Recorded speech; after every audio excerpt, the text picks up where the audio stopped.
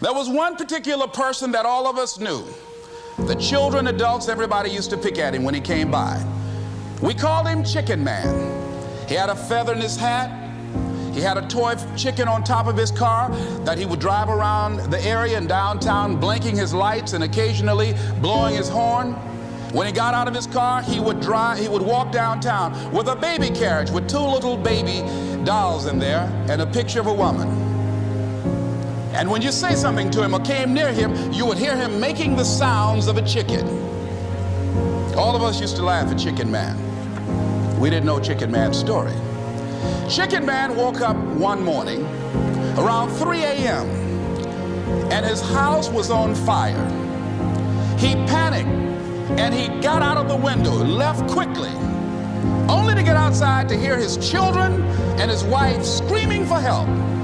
He ran back to the door to go in to save them, and the flames were too hot, too awesome.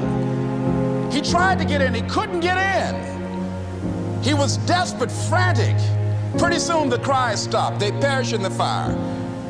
His brother-in-law came, found out that his sister had died and his nieces in the fire, grabbed Chicken Man and started beating him. "You chicken, why did you save my sister? You're chicken, you're chicken." When the people pulled him off Chicken Man, they picked him up and said, "Are you all right?" And Chicken Man looked at him and he started making the sounds of a chicken. He never ever overcame that tragedy. He was stuck from that experience. None of us knew why Chicken Man went around with this picture and these little dolls. Why you're doing it? Because you know what? You may get a big goal as soon as I want to make $1 billion. I want to bring peace to the earth. Why? Because as soon as you come up with a goal, all the obstacles show up. Unless you've got enough emotional drive to break through that, you're never going to discover what it really takes. So you got to get yourself past that. And the way to get past that is have enough reasons. Reasons come first, answers come second.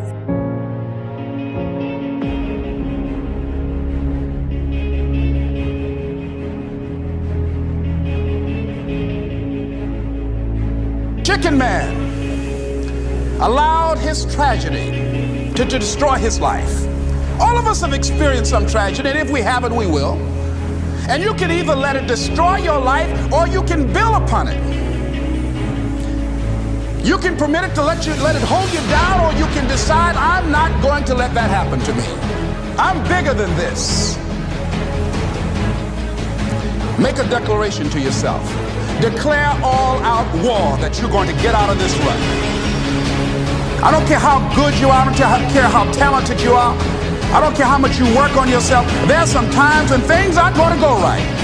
They just are not going to go right. There are times when anything that can happen will happen. Murphy's Law will be knocking at your door.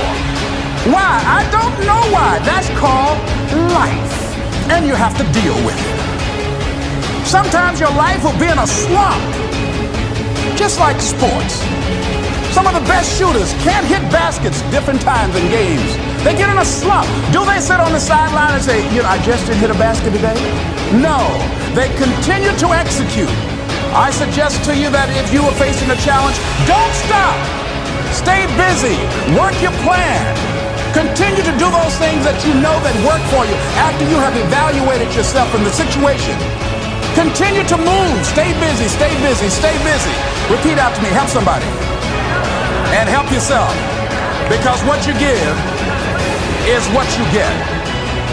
When I was homeless at 16, I could have quit. When I was homeless, I could have given up. There are many days that I thought about committing suicide. But I said to myself, just keep imagining, keep thinking, keep seeing what you're not now, but what you're going to be.